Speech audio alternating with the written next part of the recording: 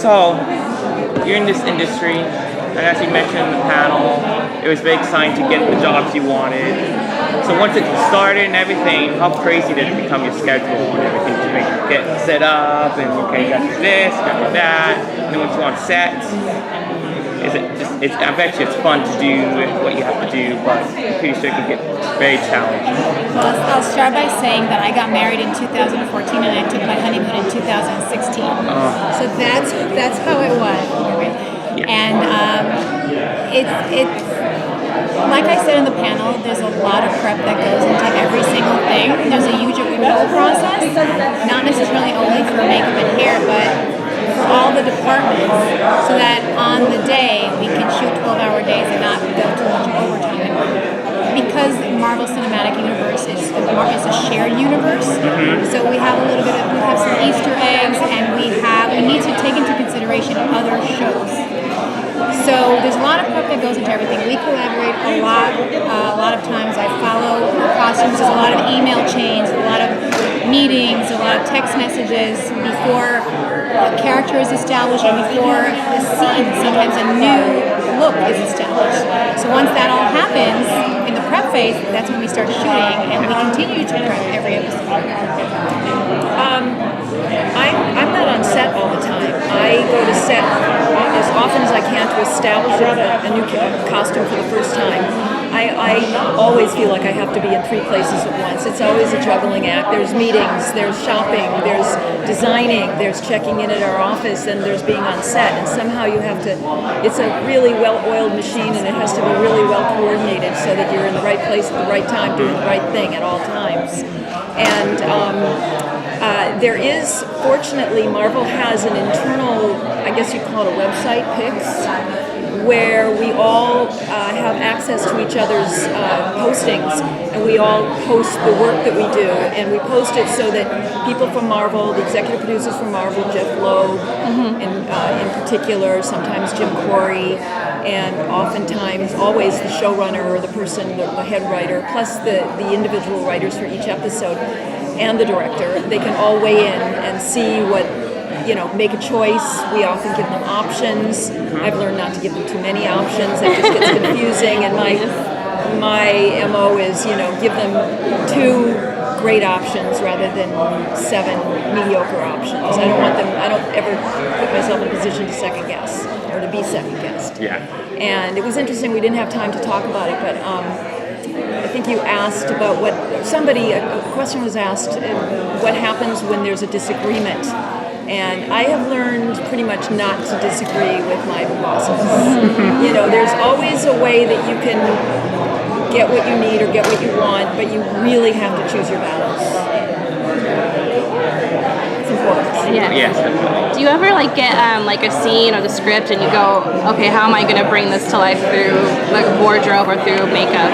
All the time. All the time? Yeah, that's really what it's all about. Both of us and everybody who collaborates on these shows, we're always wondering how to get this to the screen, but also maintain an homage to the comic characters, comic book characters, the illustrated characters. And one of the ways that I've found to do that, and I really kind of got into this during Daredevil season 1, is to really find the uniform that each character wears. Because when you think about it, in the illustrated comic image, the characters that are illustrated, they sort of wear, except when the character evolves over time or with a new artist, they wear the same thing. They wear the same silhouette. Maybe the coloration is a little bit different. But for example, when Daredevil was being illustrated in the 60s, Matt Murdock always wore that suit, that, with the slim lapels and the slim tie. And I decided to stick with that. But bring it to a modern era. So it's even though it's a slim lapel and a slim tie, it's also far more fitted, which is a current silhouette as compared to the 60s.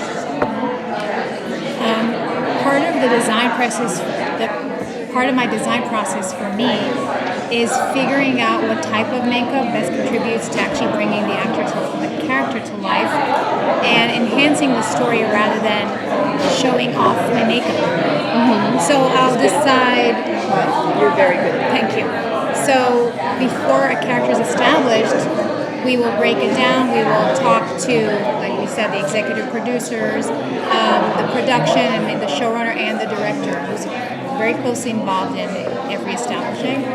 And sometimes we'll decide on using straight makeup. Sometimes we'll decide using prosthetics, especially if there's healing powers. We will choose not to use prosthetics, and sometimes we'll use character makeup so we can alter the features. So And question to both of you: what other Marvel character you wish you could work on right now? Are we working on or No, you wish you would work on. a Marvel character? Yeah, anything in the MCU for fun. It's a fun question. Well, for me, my dream is to do more female superheroes, and I know that that may be coming up in Jessica Jones, but also the shows that I'm working on. I haven't worked on Jessica Jones. The schedules become such that you just can't work on them all at the same time. So I've been working on Iron Fist season 2. I finished Luke Cage season 2, and I fantasize as much as any fan, I suppose, about a collaboration between, for example, maybe Misty Knight and Colleen Wing. And I mean, I don't know anything. I just fantasize about it. I guess about it, and I would love. I hope that I'm around to be able to participate and collaborate on such efforts. I really would love to do more female characters. I mean, I'm very excited about Miss Marvel. Yes. And, you know, it's all great. It's all fun. It's always a challenge. To add to what Stephanie said, I also am more attracted to creating female characters. And it was great to work on Jessica Jones season 2 when they were all female directors.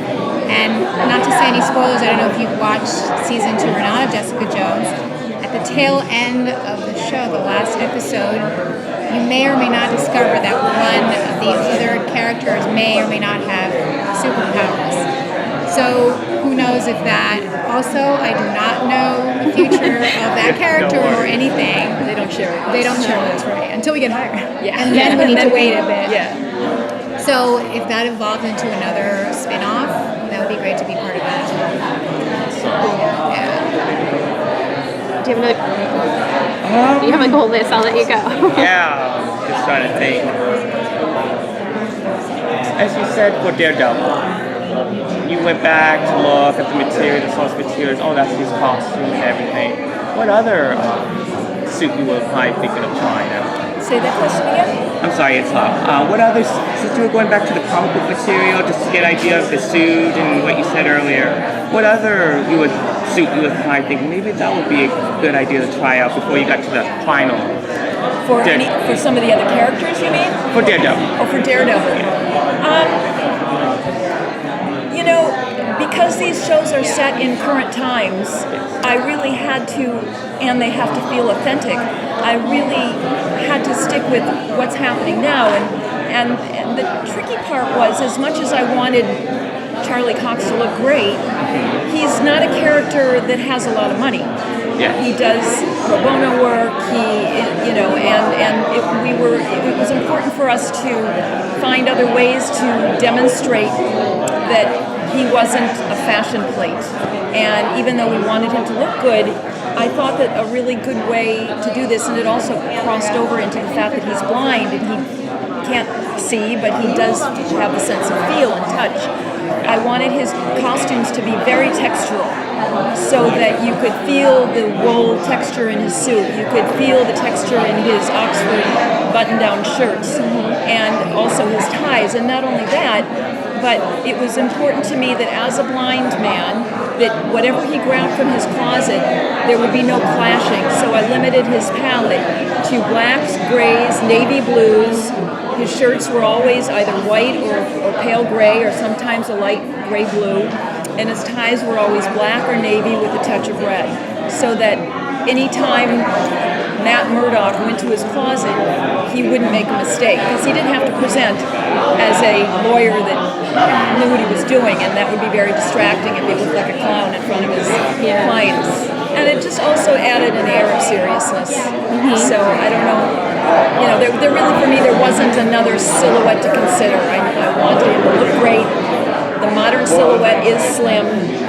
Charlie Cox has worked really hard to get into phenomenal shape, and he looks, you know, he looks really good in clothes. Yeah, good. And I guess one more question. With makeup, when they tell you, when you look at a script, this is supposed to how it looks and everything, what's the thought process? You just like, is it going to be like this? Or maybe we should try and make the wound? Are we talking specifically for special effects for the wounds? Yeah, we'll make them. Since you were talking about the stunt doubles in that one scene in Defenders, how it's crazy and you have to go juggle everything. Well, I guess that's two separate questions because stunt doubles have to match as accurately as possible to the actual character so that they can switch them out when needed. And for instance, in the beginning of Iron Fist, Iron Fist stunt double doesn't have the same facial hair pattern.